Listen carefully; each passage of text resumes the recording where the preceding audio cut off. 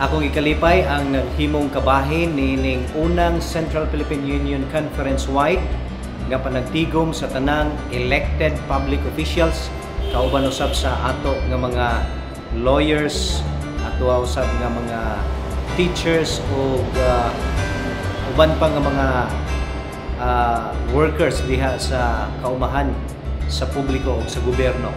O amo usab nga gipasalamatan ang mga inspiring kayo nga message gikan ni Brother Ryan Colima, ang former councilor sa Butuan City nga nag-serve sa maong dapit for 26 years sa iya nga paghagit sa matag usa nga mahimo nga kahayag diha sa pagpangalagad diha sa gobyerno.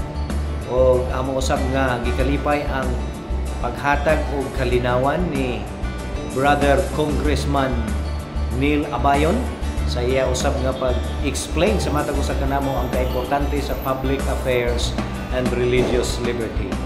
O amo usab gipasalamatan ang atong pinalangga nga direktor sa Public Affairs and Religious Liberty gikan sa Southern Asia Pacific Division, si Attorney Rex Rosas, nga mao usab ang nagpainganyo sa matag usa kanato nga samtang kita nangalagad diha sa mao nga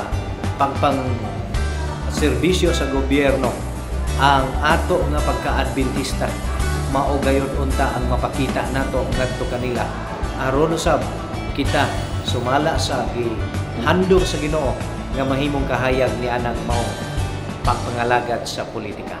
Mga kaigsuonan, dako ang akong kalipay nga nahimong kabahin nining maong programa ug among ipanginaot nga sa sunod nga panahon nga aduna kitay mga katiguman nga sama niini, dili nato kawangon ang pagtambo. O nasayod ko nga kita adunay daghan nga nakutlo nga mga angay usab natong paghimuon samtang kita nangalagad diha sa ato nga mga barangay, nangalagad diha sa lokal nga municipal o bisan pa sa national nga pagsilbi sa atong gobyerno.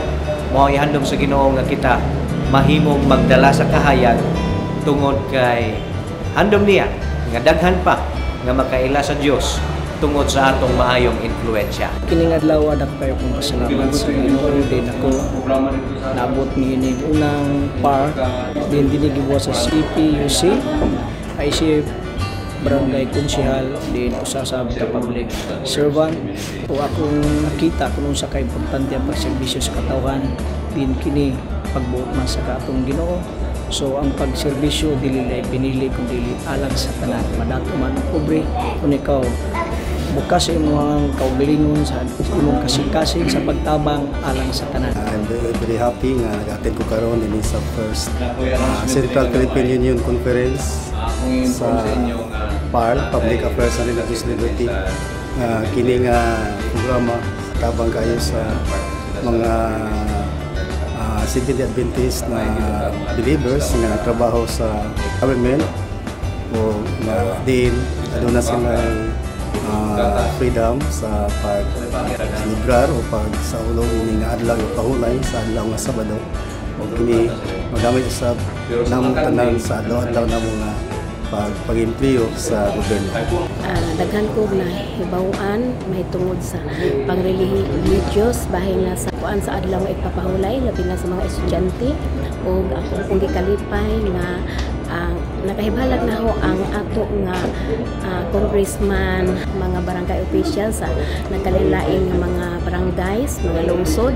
Manghinaot ko nga dili lamang kay karon ra nga mahitabo ni nga fellowship as a first fellowship, mahinaot ko nga naapay daghan nga mahitabo niini nga dili lamang usab kanila mga barangay officials nga sa Leyte district maka-attend ini kundi daghan pa namo ma-invite. Maayong adlaw mga kaigsuonan, si Congressman Neil Abayon po ni of Angatay Party List. I would just like to remind everyone na ayaw unta inyong kalimtin na we have our laws guaranteeing our right to religious freedom, our DepEd Order 105 giving us exemption for elementary high school students, faculty and personnel, CHED Memorandum November 15, 2010 giving exemption to college students, faculty and personnel from Saturday classes and activities. We also have Article 91 of the Labor Code giving us guaranteed Sabbath-free rest days.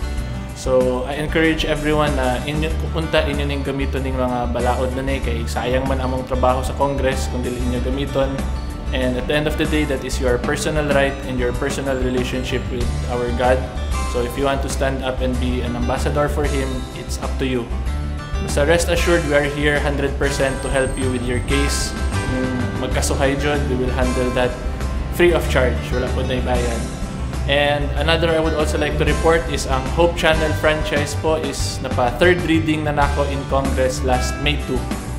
So now it is in the Senate pending for second reading. Then after that, for third reading, then for the signature of President, and then Hope Channel will be renewed for the next 25 years. So I would just simply ask for more prayers for my work in Congress and of course for the renewal of Hope Channel franchise. And thank you very much for all the support. God bless.